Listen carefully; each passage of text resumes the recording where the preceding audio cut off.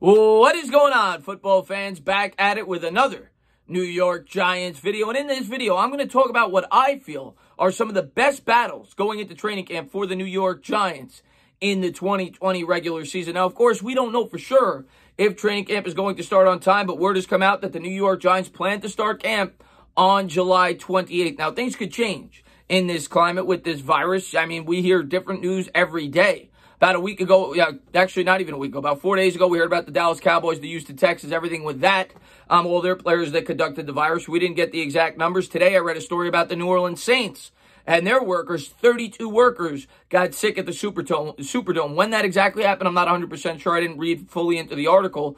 But, you know, these are the types of things that if they keep happening and leaking out, they may change the NFL's plans. Hopefully, that's not the case. I'm remaining optimistic that the NFL will have a season and it will start on time because I think we all need a diversion from what's going on in the world right now. But at the end of the day, the most important thing is the players' health. I don't think any of us want to see these players getting sick, and I don't think these players plan on playing unless they feel 100% confident that they will not be conducting that virus. But hopefully that will be the case.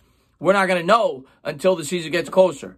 But I'm going to remain optimistic, like I said, and I'm going to talk as if season will be starting on time because as of now, that's what I believe. Nothing has changed. So as far as the New York Giants go starting on July 28th, I think there are a number of storylines going into the season for the New York Giants and training camp that I'm really looking forward to. And of course, you got a new coach, you got a new coaching staff. That's the biggest storyline. But this video is more about to talk about training camp battles. Last year, we had a number of training camp battles going in, and this year is no different. But some of the two biggest battles, in my opinion, reside on the offensive line. And we're going to start with the tackle position. And you may be saying, what do you mean the tackle position? We took the 4th overall pick with Andrew Thomas. But I actually think Andrew Thomas is involved in one of the biggest camp battles. Now, he's starting. The question is, will he be a right tackle or a left tackle? And that's been the question since we drafted him. And there's not been a definitive answer yet. Do I think at the end of the day he will be the left tackle? Yes. I think the Giants spent the 4th overall pick because they view him as the left tackle. But will they ease him in?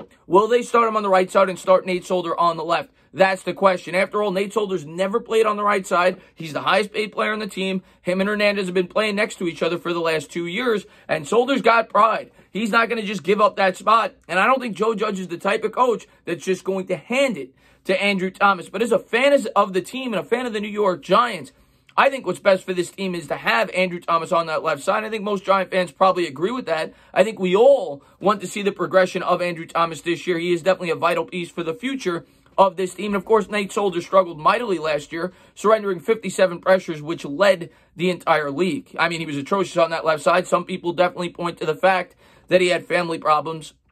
But in my personal opinion, when push comes to shove, I think it'll be Andrew Thomas on that left side. I think him and Hernandez getting to play together with one another, you need to start to build that chemistry. I think the plan is for the New York Giants, at least as of now, to have that be the left side of your line for at least the next 4, 5, 6, 7 years.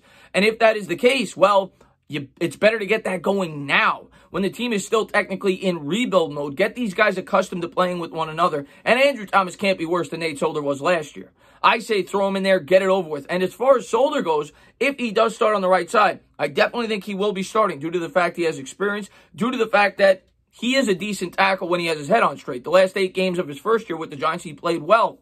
So I do think he will be the starting right tackle going in, or left tackle. I don't think it's decided yet. But if he's on the right side and struggles, like I've said numerous times, I do think he may not keep that job long enough because the New York Giants have a lot of depth for the first time since I've been watching the team at the tackle spot, whether it be Nick Gates, whether it be Cam Fleming, or whether it be the rookie Matt Peart. So expect Nate Solder, in my opinion, to start on the right side, Thomas to start on the left, but it's certainly not a given, and it's certainly something worth covering going into training camp, and I think will be one of the biggest storylines. The next storyline I wanted to talk about was what I feel is the biggest camp battle in terms of starting position, and that is the center spot.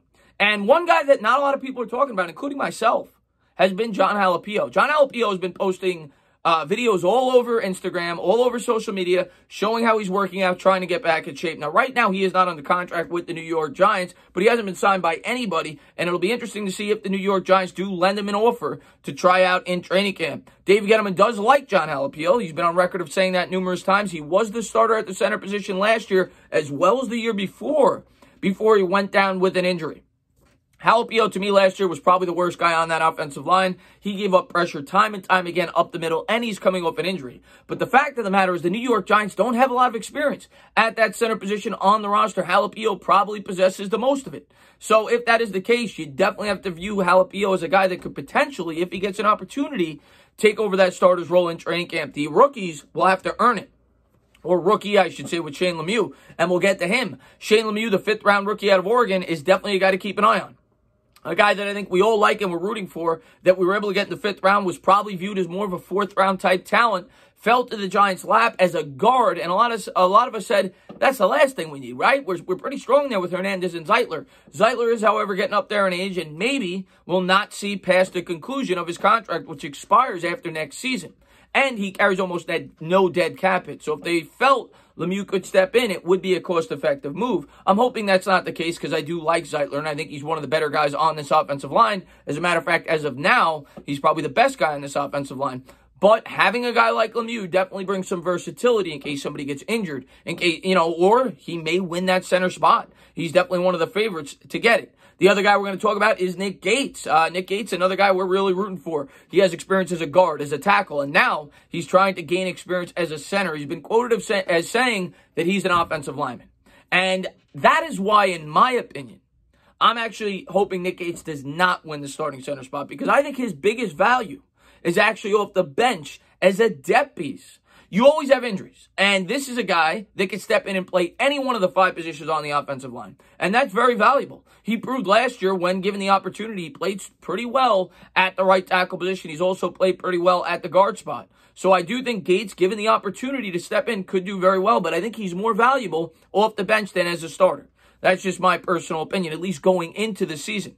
And then, of course, the last guy we're going to talk about is Spencer Pulley, a guy I don't have a lot of faith in, but he's a guy that's probably the favorite right now in terms of guys that are on the roster to take that center spot. He's got experience there, unlike the other two, and Jalapeo's not on the roster right now. Of course, Pulley was beaten out by Jalapeno last year, so that tells you everything you need to know about Spencer Pulley. But I think that'll definitely be a very interesting storyline headed into the season for the New York Giants at the center position. The next thing we're going to go over to, well, there's 2 other spots we could go with, and I guess I will start with the slot corner.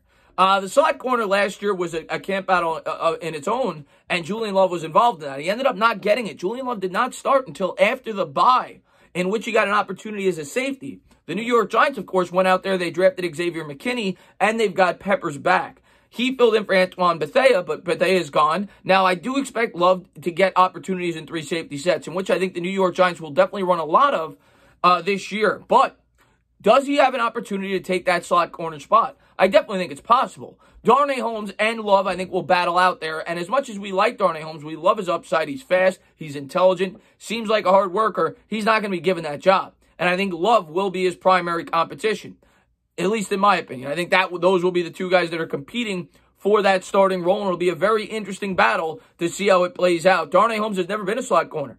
It's kind of like Shane Lemieux. You're asking Shane Lemieux to try to learn a new position. The only time in which he's played the nickel corner was at the Senior Bowl. Outside of that, he's been a boundary corner at UCLA. A lot of people feel like he's better suited to be a nickel in the NFL due to his height at 5'10", but he certainly possesses the speed to be able to get it done on the outside. We'll have to wait and see the role that the New York Giants decide with Darnay Holmes. But by all accounts, they think he will be a nickel corner. But will he be the starter? Well, that will be up to Julian Love. So I think that'll be a very interesting battle as well going into camp. And then finally, the final battle, or whatever you may want to call it, that I really have my eyes on going into training camp is the undrafted free agent wide receivers. The New York Giants brought in a plethora of undrafted free agent wide receivers, and if we're being honest, we don't really have a second exterior threat. I mean, Sterling Shepard's more of a slot guy. Golden Tate's really more of a slot guy. They're both 5'10". They don't really possess that talent on the outside. A lot of Giants fans felt like we were going to draft a wide receiver in the 4th or 5th round. The Giants elected to bring in 4 undrafted free agents. Now, why did these guys go undrafted? Because a lot of people are high on a lot of them. My theory is it was such a strong class. That's all you heard was how deep this wide receiver class was.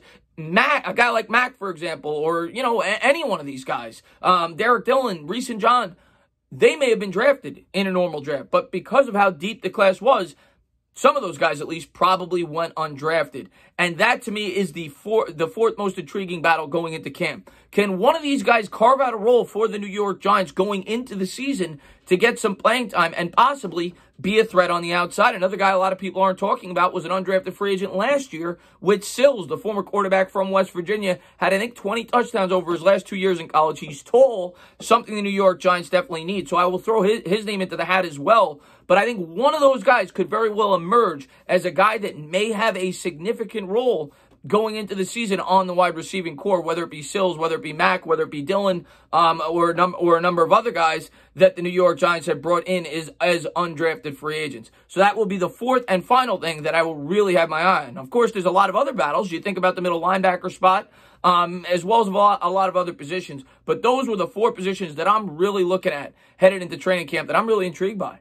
And I think Andrew Thomas will be your starting left tackle when push comes to shove. The center position, I really have no idea. I really don't. I don't even know who to label the favorite at this point in time. As far as the nickel corner, I think it'll be Darnay Holmes, especially because Julian Love has experience in that safety spot, and I think they will be running a lot of 3 safety sets. But it'll be really interesting to see how it all plays out.